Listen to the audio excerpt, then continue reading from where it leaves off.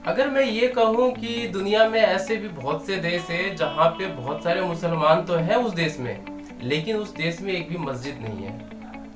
क्या हुआ? भरोसा नहीं हो रहा? छठी शताब्दी से लेकर के और 12वीं शताब्दी तक इस्लाम का खूब विस्तार हुआ। लगभग लगभग हर जगह दुनिया में बहुत सारे ऐसे देश थे जहाँ पे इस्लाम की संख्या बहुत ज़्यादा बढ़ गई। जैसे पाकिस्तान हो गया, अफगानिस्तान हो गया, इंडोनेशिया हो गया।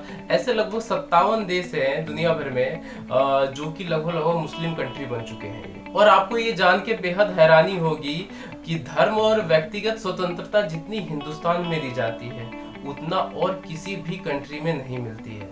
क्योंकि जो अपना हिंदुस्तान है वो टोटली संविधान पे चलता है। यहाँ पे ये किसी धर्म के हिसाब से नहीं चलता है। ये सिर्फ एक संविधान है हमारा, और वही संविधान हर एक नागरिक पर लागू होता है हिंदुस्तान में। और वहीं ऐसे 47 देश है जहाँ पे मुसलमानों की जनसंख्या बिल्कुल ना के बराबर है। और ऐसे भी बहुत सारे देश थे जहाँ पे मुसलमान तो है लेकिन वहाँ पे एक भी मस्जिद नहीं है। और ऐसे ही एक देश के बारे में आज हम इस वीडियो में बात करेंगे, तो वीडियो के लास्ट तक बने रहिए। और अगर अभी तक आपने इस चैनल को सब्सक्राइब नहीं किया हुआ है तो सब्सक्राइब जरूर करें। हमारे देश भारत का जो पड़ोसी है भूटान, वो एक ऐसा देश है जहाँ पे एक भी मस्जिद नहीं है। जी हाँ, बिल्कुल एक भी मस्जिद नहीं है। यहाँ पे हिंदू भी है, बुद्धिस्ट भी है, सिख भी है, ईसाई भी है, मुस्लिम भी है, लेकिन यहाँ पे एक भी मस्जिद नहीं है। मस्जिद क्यों नहीं है ये बताने से पहले मैं यहाँ की कुछ खास बातें बताना चाहूंगा। भूटान एक ऐसा देश है जहाँ की अधिकतर जो आबादी है वो अभी भी गाँव में ही रहती है। और एक और खासियत है यहाँ की कि यहाँ पे कोई भी बेघर नहीं है।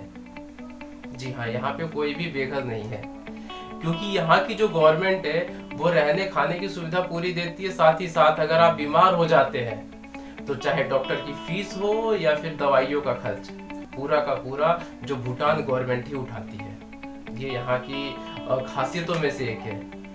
एशिया की अगर सबसे खुशहाल किसी देश की बात करें तो ये भूटान ही आता है। और एक और सबसे मजेदारी वाली बात है यहाँ पे कि भूटान में एक कृषि मंत्रालय करके भी है। यहाँ पे कृषि मंत्रालय है, सेना मंत्रालय है, वहाँ पे कृषि मंत्रालय भी है कि कोई दुखी तो नहीं है इस देश में। इस चीज का वहाँ पे खास करके ध्यान रखा जाता है। रहने खाने की पूरी सुविधा वहाँ पे मिलती है। साथ के साथ वहाँ भूटान में एक भी आपको भिखारी नहीं मिलेंगे। ये वहाँ की खूबसूरती है कि अगर हम भूटान की आबादी की बात करें तो लगभग 75% यहाँ पे बुद्धिस्ट है। और जो बाकी के जो 25% बचता है उसमें बाकी के जो हिंदू हो गए, मुस्लिम हो गए, सिख हो गए, ईसाई हो गए, ये सब सारे धर्म वाले हैं। अब आते हैं अपने टॉपिक पे कि यहाँ पे मस्जिद है या नहीं है। तो आपको बता दें कि यहाँ पे बुद्ध धर्म को सबसे ऊपर माना जाता है। यहाँ पे बुद्ध मठ भी है, उसके साथ साथ यहाँ पे हिंदू मंदिर भी है। भूटान में हिंदू और बुद्धिस्ट ये दो ऐसे धर्म है जिनको सरकार से मान्यता प्राप्त है। इसके अलावा चाहे क्रिश्चियन हो या मुस्लिम हो, यहाँ मस्जिद है या फिर ये गिरजाघर बनाने की अनुमति बिल्कुल भी नहीं है। इसके लिए कई बार जो क्रिश्चियन है और मुस्लिम है इन्होंने सरकार के पास अप्लाई भी किया कि हाँ जी हमें भी ऐसे धार्मिक स्थल बनाने की अनुमति दी जाए, लेकिन जो यहाँ की गवर्नमेंट है उन्होंने सिरे से खारिज कर दिया, क्योंकि ये अपने कल्चर को लेकर के बहुत ही सिक्योर टाइप के हैं ये।